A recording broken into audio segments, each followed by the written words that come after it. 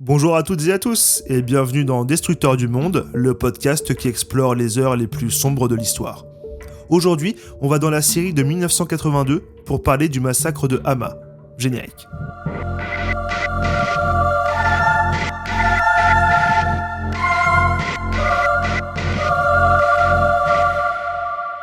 Pour comprendre ce qui s'est passé à Hama en 1982, il faut revenir un peu en arrière.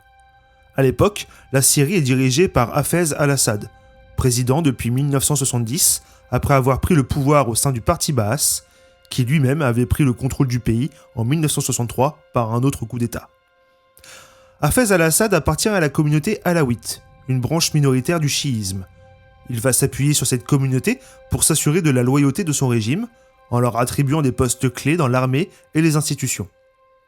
Mais cette politique va fortement déplaire à la majorité sunnite du pays, et en particulier aux frères musulmans, une organisation islamiste mêlant religion, politique et action sociale, dont l'un des buts est de promouvoir un État islamique basé sur la charia. Au départ, le parti Baas partage certaines idées avec les frères musulmans, comme le panarabisme, l'idée d'unir tous les peuples arabes en une seule nation. Mais rapidement, leurs visions divergent. Le parti Baas s'oriente vers un nationalisme autoritaire et impose un État laïque, alors que les frères musulmans prônent, comme on l'a dit, un État islamique basé sur la charia. Ce fossé idéologique va dégénérer en une confrontation violente. Entre 1976 et 1982, les frères musulmans mènent ce qu'ils appellent la longue campagne de terreur à l'encontre du régime. Cela se traduit par des attentats à la bombe, des assassinats ciblés de cadres du parti Baas, ainsi que des massacres. Le massacre le plus connu, perpétré par les frères musulmans à l'époque, se déroule le 16 juin 1979. Un officier sunnite et ses complices rassemblent les cadets alaouites de l'école d'artillerie d'Alep dans un hall sous un faux prétexte avant de les massacrer à coups de grenades et d'armes automatiques.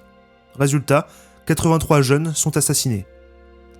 Autre épisode marquant, la tentative d'assassinat d'Hafez al-Assad, le 26 juin 1980, alors qu'il recevait en visite d'État le président malien Moussa Traoré.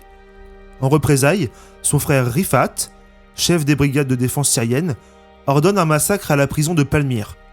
Entre 500 et 1000 détenus liés aux frères musulmans y sont exécutés de sang-froid. À partir de juillet 1980, le régime prend des mesures encore plus radicales. Une loi condamne à mort toute personne affiliée aux frères musulmans. Mais il n'y a pas que les tensions internes. Le contexte régional est lui aussi instable. La Syrie est en conflit avec Israël, qui a annexé illégalement le plateau du Golan. Son économie est en ruine, et une guerre civile fait rage dans le Liban voisin.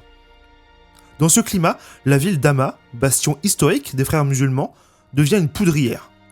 Forte de 250 000 habitants, cette ville a déjà un passif. En 1964, elle s'était rebellée contre le régime Baas, un an seulement après leur arrivée au pouvoir.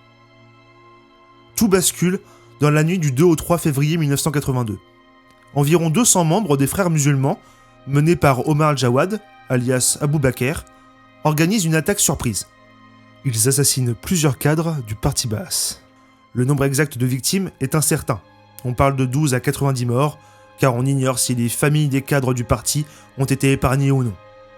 Le lendemain, les rebelles proclament Hama comme une ville libérée de l'oppresseur. Ils appellent la population à se soulever contre le régime d'Al-Assad, qualifié d'infidèle. C'est la goutte d'eau qui fait déborder le vase pour Al-Assad. Il ordonne immédiatement de couper toutes les communications de la ville, entrantes et sortantes, et envoie son armée en organiser le siège. L'armée syrienne, appuyée par l'artillerie et l'aviation, pilonne Hama sans relâche pendant 4 jours pleins. Voici comment le journaliste américain Thomas Friedman décrit cette première phase. La famille al-Assad a écrasé cette insurrection en matraquant les quartiers d'Hama avec leur artillerie, puis en entrant dans la ville au bulldozer pour écraser les bâtiments, les réduire littéralement à néant, comme on pourrait le faire pour créer un parking. C'est l'une des choses les plus impressionnantes que j'ai jamais vues. Une fois les quartiers rasés, les troupes de Rifat al-Assad, surnommées les Panthères Roses à cause de la couleur de leurs uniformes rouge foncé, pénètrent dans la ville.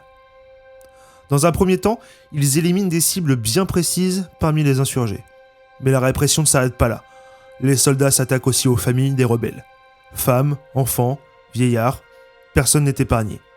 Une fois les cibles abattues ou arrêtées, les troupes continuent de progresser dans les différents quartiers de la ville, amenant leur lot de violence. Torture, exécutions sommaires, viols, les forces de Rifat sèment la terreur dans la population civile. Le 15 février, la résistance des insurgés est officiellement écrasée. Mais le régime ne relâche pas la pression et le massacre continue. Des familles entières ou presque sont assassinées. Les corps jonchent les rues, les soldats interdisent aux survivants de les enlever et de les inhumer dignement. Le siège est maintenu jusqu'au 28 février. 25 jours d'horreur. Il est difficile de connaître le nombre exact de victimes, comme bien souvent avec les dictatures. Les estimations varient, entre 20 000 et 40 000 morts parmi les 250 000 habitants de la ville. À cela s'ajoutent environ 15 000 disparus. Hama est anéanti. Suite à ce massacre, les frères musulmans ainsi que d'autres groupes d'insurgés se divisent en interne, et beaucoup décident de fuir le pays. La réaction de la communauté internationale est quant à elle inexistante, comme le note le journaliste britannique Robert Fisk. À cette époque, Carter était président des États-Unis. Les Américains étaient très contents de voir le régime d'Al-Assad écraser une insurrection islamiste à Hama. Personne ne s'en est plaint.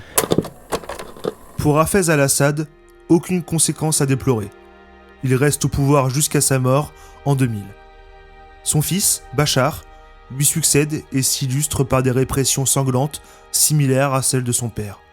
Le fruit ne tombe jamais loin de l'arbre. Quant à Rifat, surnommé le boucher de Hama, il tente un coup d'état contre son frère en 1984, échoue et part en exil en France. Accueilli par François Mitterrand, il reçoit même la Légion d'honneur en 1986. Plus tard accusé par la justice française de détournement de fonds publics syriens, il finit par retourner en Syrie avec la bénédiction de son neveu Bachar al-Assad. Il affirme avoir rendu sa Légion d'honneur suite à sa condamnation. Il ne sera en revanche probablement jamais inquiété pour son rôle dans le massacre. Le massacre de Hama reste un exemple glaçant de la violence que peut exercer une dictature pour écraser toute opposition. Il symbolise aussi le silence complice de la communauté internationale face à des massacres qui, pour des raisons géopolitiques, n'éveillent qu'une faible indignation. Merci d'avoir écouté cet épisode de Destructeur du Monde. Si vous avez trouvé cet épisode intéressant, n'hésitez pas à vous abonner et à le partager. On se retrouve dans 2 semaines pour une nouvelle plongée dans les pages sombres de l'histoire. À bientôt.